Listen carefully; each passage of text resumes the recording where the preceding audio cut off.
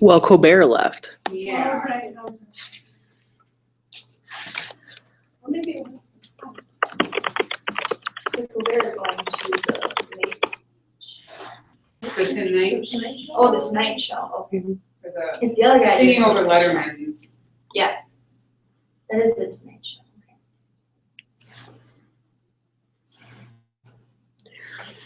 Well, we're broadcasting. I'm giving people a couple minutes to respond if they can see or not. Let's go to the Q&A here.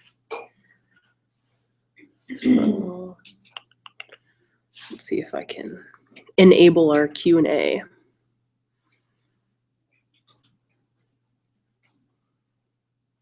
It says this feature is disabled, but I want to enable it.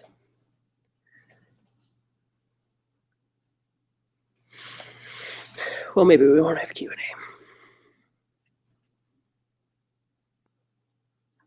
Just waiting for somebody to confirm that they can see me.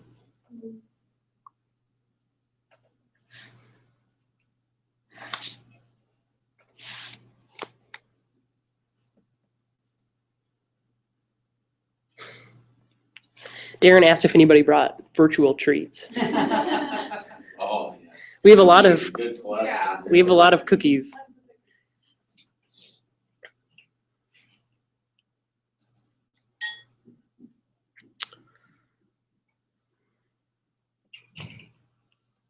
Oh, I really wish this Q&A thing would work, but oh, we have one viewer, it says. I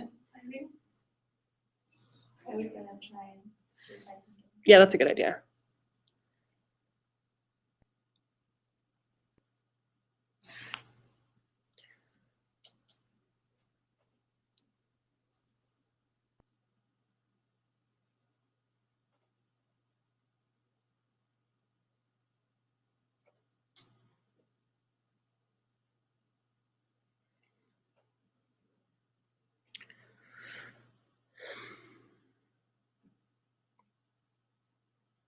Oh well.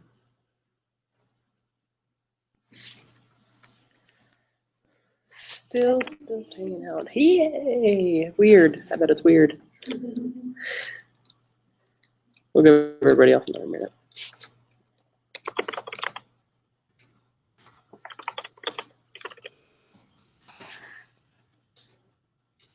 Probably shouldn't eat an apple.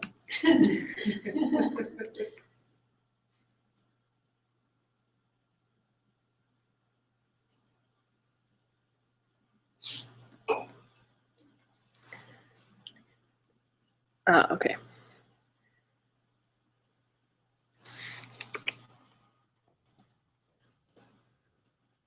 Yeah, it's too late. Is it? Well, yeah. Yeah, it's gonna be.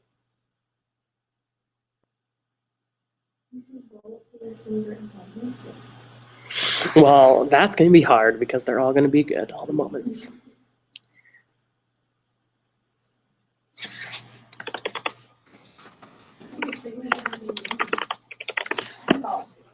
What did I see? That was the first one.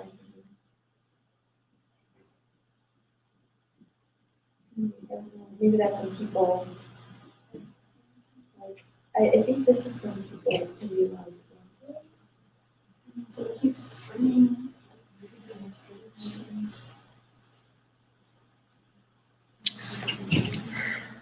Well, I don't know how to do this, but oh well. All right, we got 5 viewers. That's good. Welcome, everybody. We're just hanging out for a minute until some more people get logged on. Oh no, now we lost a viewer. All right, Darren can see.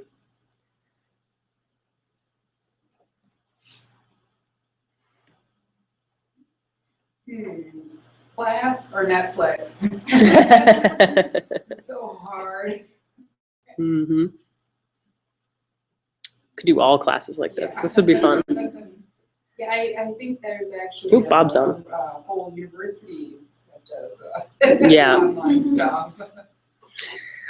Okay, well, let's start. People can log in as we go. So we're going to have the presentations first, Then I'll give a short lecture, and then we'll talk about the marketing report. I don't know if I should look at you guys or you guys. Then we'll talk about the marketing for a little bit, and then we'll log off our discussion and have, Darren wants to know how many people showed up. 5, including me. So that's good. It's pretty good for optional class. Yeah. And then we'll probably have a little discussion here, and then the online folks can go to their online discussion, and that's how it will be. You guys can continue to post questions or whatever if you're having issues as we go along. So, Heliana, do you want to hit the light on the way by? I think that will help. Hulu for the win. All right. Try to hit one light if they refuse to hit both of them. No, I think that's a good idea. Oh, yeah. No, I'm still really. I know after last couple, no knock to the veggies, but who really wants to eat veggies when they're cookies? It's a good point. How would you try to forget you're on?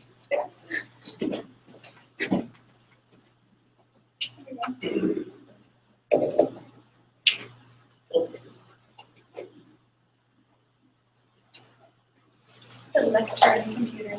The lectern. Ooh, Detected your graphics card may not be configured. that looks bad on our screen. Well, no, that's okay. It's not too bad. It's just a little shaky. Is it backwards for you guys? For everybody? Okay, let's wait a minute, because I might want to load it onto here and then Okay, click sure. through. It's still white. Okay.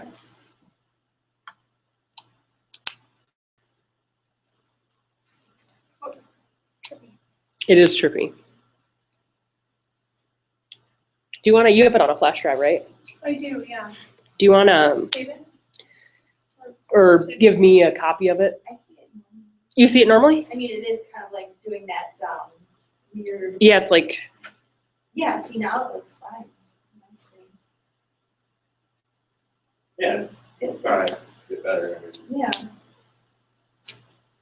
okay, well, as long as it's, Legible at least. yeah. as long as it's not backwards. No, it's not backwards. Well, let's still put it on mine just because we can. How should I do that? Do you have it on a flash drive? Try the Yes. internet speed, maybe. Do you want to just drag it onto the desktop and then you can give me the flash drive? Well, Darren says it looks fine, so probably could do that.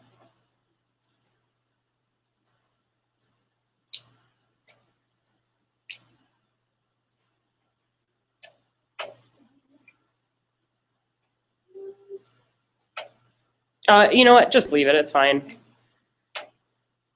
And you have yours in your email? Yeah, so I can slide onto it on the computer. Do you want to forward me a copy and then I can pull it up on mine for the Yep. folks? Wait, is there a clicker somewhere? I don't think there's I don't clickers. think we have a filter. You'll just have to talk I loud. might be invisible. Okay. All right. So my article, my article is The Translatability of Texts, a Historical Overview by Raquel de Pedro. So first of all, what is translatability? De Pedro defines translatability as an analysis of the possibility or impossibility of elaborating concepts in a language different from that in which they were conceived. So basically, is it possible to translate something and have it still mean the same thing in a different language? So she gives a little timeline of the concept of translatability and how that came about.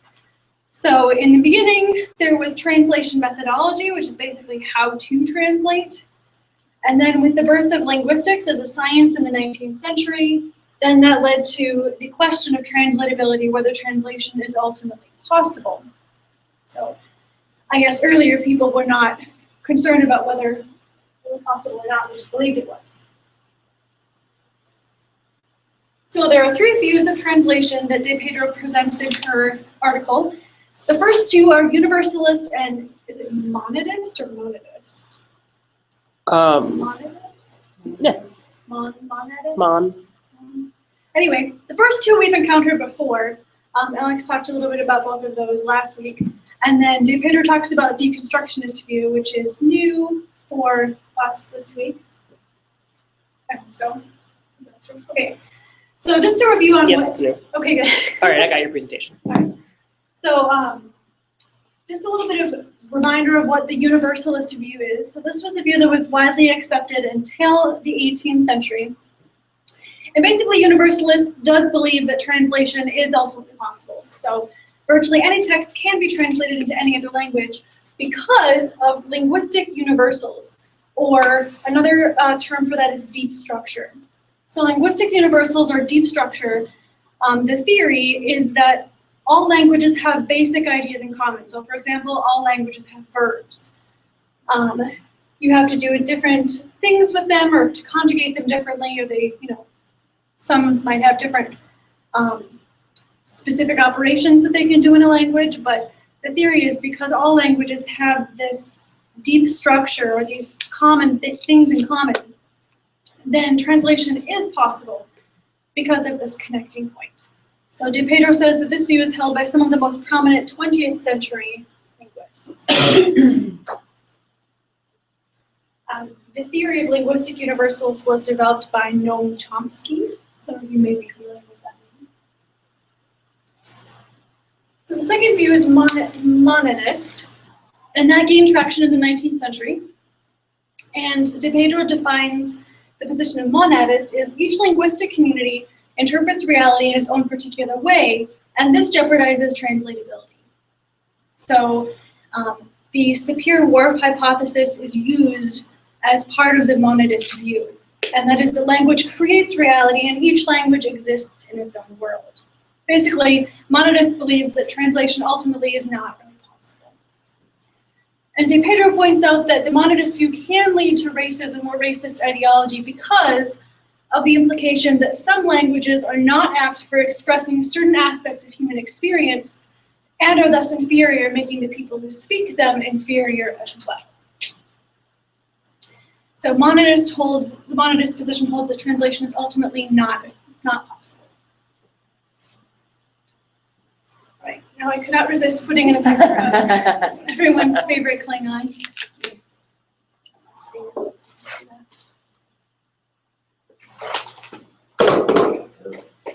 So DePedro kind of deconstructs or analyzes some of the assumptions underlying the Sapir-Whorf hypothesis, because that hypothesis is used to support the monadist view, but she's kind of pushing against that a little bit. So she has three different hypotheses that underline the Sapir-Whorf hypothesis. First, that there are terms specific to each language. Second, that there are concepts which are common in two or more languages but still have different connotations. So you have the same concept, but they're just a little bit different from each other. And then each linguistic community structures reality in a different way according to its own linguistic codes. And then DePedro concludes that even if these assumptions are true, they still do not support the conclusion that translation is impossible. So even if we accept all three of these, that's still not a good reason to use the Sapir-Whorf hypothesis to support the monadist view.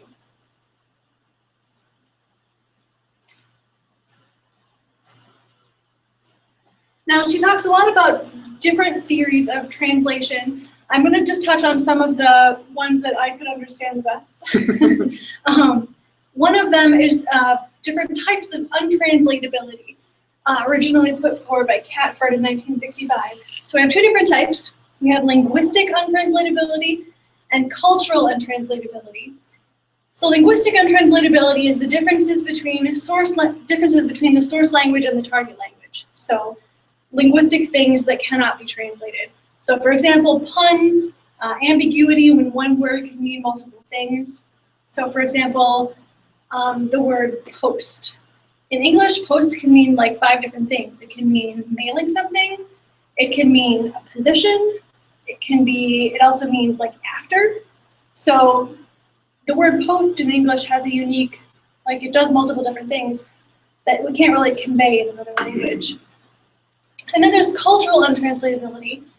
which is differences between the source culture and the target culture. So some examples are clothes, food, and abstract concepts. So if you have a name for a type of food in one language, if the other language doesn't even know what that kind of food is, then there's a disconnect there, and you would need some extra explanation for that to be clear. And then we also had the levels of untranslatability put forward by Writ. So Writ put together a continuum of different types of text in terms of how easily or how well you could actually translate them. So according to Writ, texts with an aesthetic function are hard, if not impossible, to translate. So some examples are nonsense rhymes or literary texts. So I have the picture of the Jabberwocky on here because how does the Jabberwocky start? Was brillig with the some code Yeah. trove? Yeah. Yeah, 'twas brillig and the slithy Slithy toves right. and all that. So brillig, slithy, these are not actual words in English. They sound like English words, but they're not actually English words. So because they're not actually English words, you can't translate them into another language. You have to like come up with a word that sounded like an adjective but wasn't actually an adjective in order to translate brillig, for example. So he says that that's if hard, if not impossible to translate. And then literary texts produced for aesthetic purposes, it's a lot harder to translate those. And then texts with an informative function are easier to translate. So we had instructions and then propaganda, which I thought was kind of an interesting example to pick. But according to Writ, those types of texts are easier to translate. So then the third view that DePedro talks about is deconstructionist. So this gained traction in the late 1970s, advocated by people such as Michel Foucault, Paul de Man, Jacques Derrida. You might remember some of those names from rhetorical theory. So DePedro defines the deconstructionist view as this. They say the translation of a text affects the way it is perceived, and therefore there is a rewriting of the original through translation.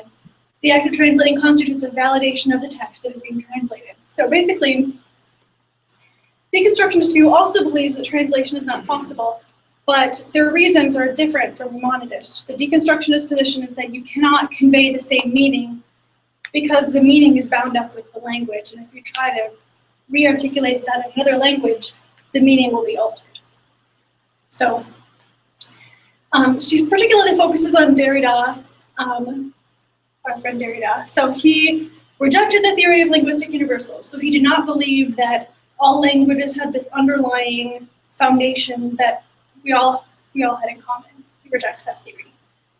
And Derrida criticized the view of translation, which assumes the existence of a meaning which transcends language. So meaning and language are bound together. You cannot separate them. There is no meaning which you can convey without language.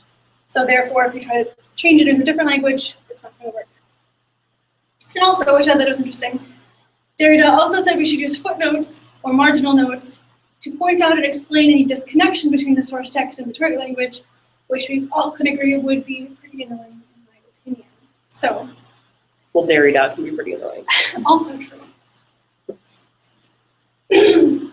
So to conclude, these are DePedro's conclusions. She believes that none of these theories, so the ones that I've mentioned and then all the other kind of more minor players that she has in there, none of those theories are satisfactory. She believes somewhere kind of in the middle. She believes that absolute untranslatability does not exist. She believes it is possible to effectively translate something from one language to another. But perfect translation is also unattainable, particularly for literature. And then practically, she says that practical translation must evaluate the potential losses of meaning between the source text and the target text to be effective. Yay! Heidi says mad props for your graphics. If anybody has any questions, you can post them now. We'll have a minute of transition between Heliana and Dan. Jim texted me and said he can't find a place to type a message. Oh, you have to be on, See you, but you can't. you have to be on a certain, the first page, not in. Yeah, to type a question, you have to be on the event page because I can't get the Q&A in the video to work. So if anybody's listening and you want to ask a question, you have to have the original event page open in addition to the video or whatever to get the. Yeah, I sure wish I could get that working, but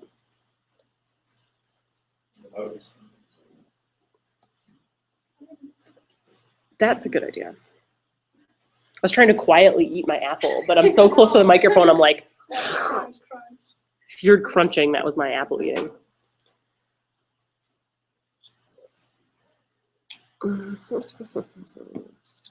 Yeah, the Q&A thing.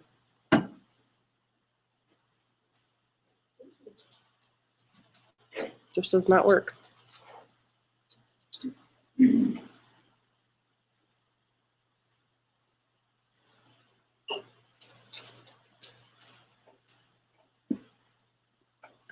the directions are bad. We need a tech writer to rewrite their directions for turning on Q&A. Are you still on the video? Mm-hmm. Wave to everybody.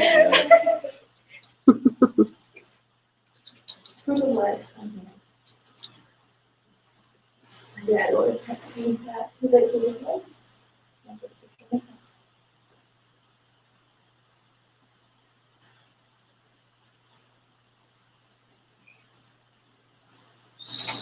Oh, it says that I can't change the Q&A during the broadcast, that it has to be before or after the broadcast. I'm going to stop broadcasting for a minute. So don't freak out, everybody. But I'm going to stop broadcasting and see if I can change